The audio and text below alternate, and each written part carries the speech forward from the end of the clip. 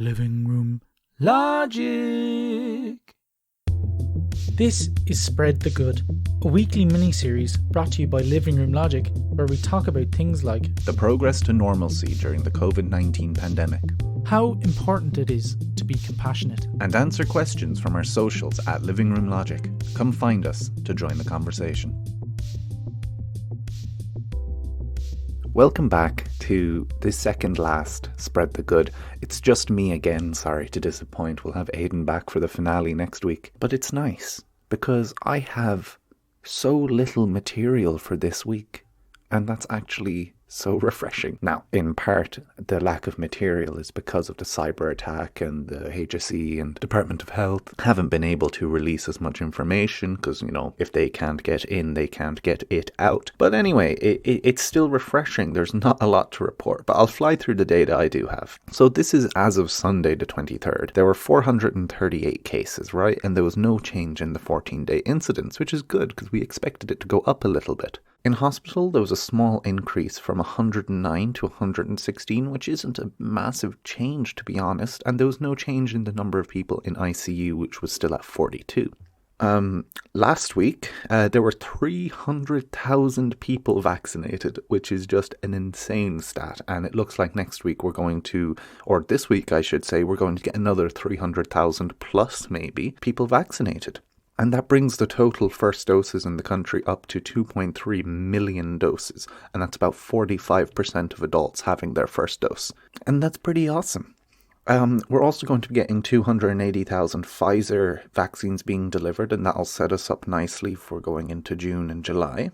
And we're going to see throughout June the people between 35 to 59 getting their vaccination. And we should be seeing the people over 20 getting their vaccinations in July.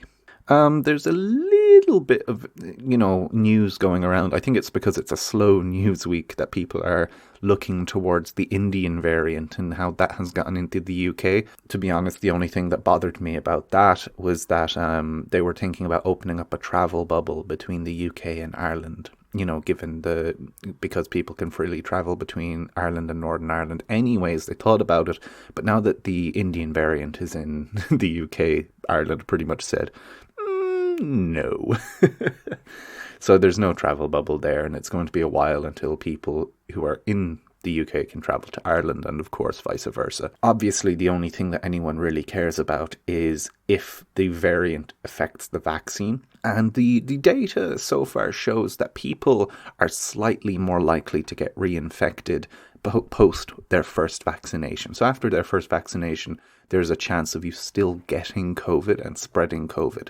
But after 2 vaccines, it's still nothing. There's no increase. So it's just a matter of getting that second vaccine. Again, I think it's just a reminder that when we get the first dose of our vaccine, that's great. That will really bring down the spread. That will really bring down the hospitalizations and all of that. But we just need to get our second vaccine dose to clear everything out. And so far, we're yet to come across any variants that challenge the vaccine, which is fabulous. And if there is one, the highest likelihood is that only a subset of people will need to get this booster shot. You're talking about the vulnerable people, the people over 70, the people over 65, the people in homes, the people already in hospital might have to get a booster shot.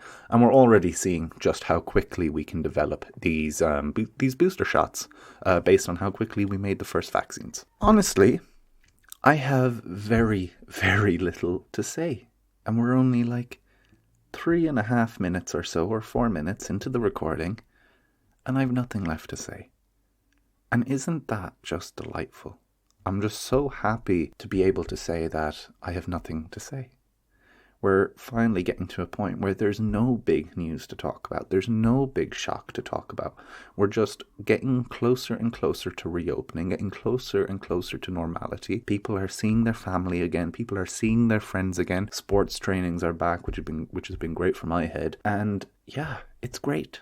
And I hope you can come back to this for the last of the Spread to Good next week. It'll be a nice one. We're going to do something fun, something different for the season finale. Aidan's going to set that up. And then me and Aidan can spend the rest of June preparing for the release of season 2. Just like everything else, we're looking to get back to our normal podcast. As much fun as this has been, it's not the normal podcast, and it's not the thing that people actually enjoyed. This is more so a nice way to keep up to date, and it's just a good way for me to use my meetings with the people in the Department of Health to kind of communicate, and that's important too. So it's been really lovely to do this, and I hope people can listen into the finale next week, and I hope people have enjoyed all of the ones so far. But me and Aidan were really looking forward to getting season 2 out. It'll be out in the start of July.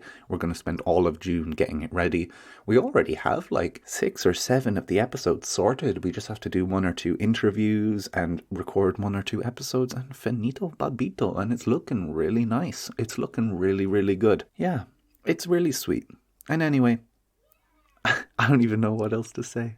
I think that this being a super short episode with literally nothing to talk about is just brilliant. It's the most good I could spread. Super short episode, no news. Isn't that welcome? Isn't that good? All right, everyone. Best of luck. Spread the good. This is the end of the podcast. We hope you enjoyed your time. If you're feeling generous and you're not completely skinned, why don't you give us some of your money?